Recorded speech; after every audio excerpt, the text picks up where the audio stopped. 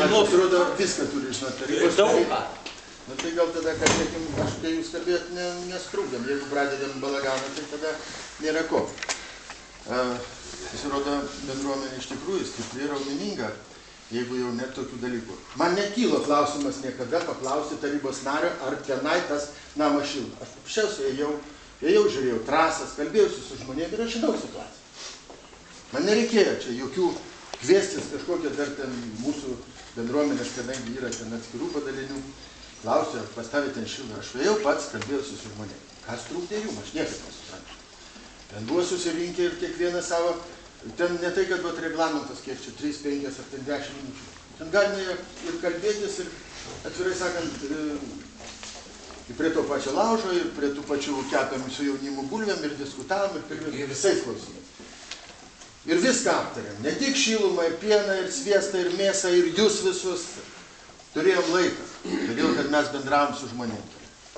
Dabar man, pavyzdžiui, dalykas vienas nesuprantamas, aš labai norėčiau pritarti Juozui, gal dėl to, kad mes ir pirmąjį pokalbį, kai vedėm ir interviu su juo. Aš, Kęstutis čia daužė mano galvą į stalą, kad aš jau durnas toks. Kažkaip taip domiuosi ir politiką, ir astrologiją, ir viską. Išstudijavau Nostradamusą, Glovą, astrologus. Niekur neparašyta, kad tragedija Ukmergėj jau viskas. Jau dabar tai tvanas prasidės ir greičiausiai, kad jis prasidės maždaug per vėlines. Neradau, niekur išstudijavau, niekaip nesupratau.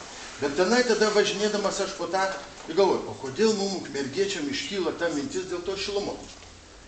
Ir labai senai domiuosi tuo klausimu ir atsiverčiu nacionalinę lygą, čia tą ir skaitau.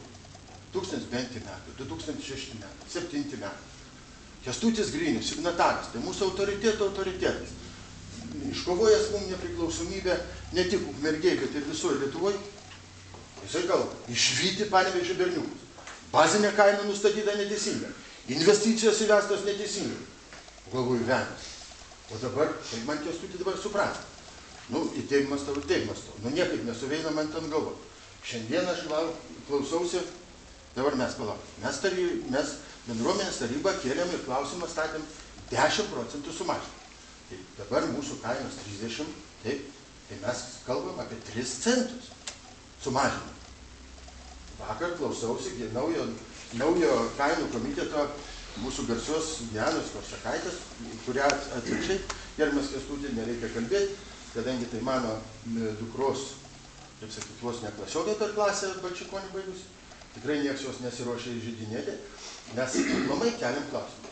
Dabar jūs pavaduotojas vakar naujai patvirtintas, sako, atlyginimą galima suspausti ir 1 centą gausi. Galima ten dar pareguliuoti, kas liečia įvairios tos technologijos. Dar 1 centą gausim. Ir įvairios organizaciniai klausimai, vakar interviu ir 3 centų. Mes to įprašėm.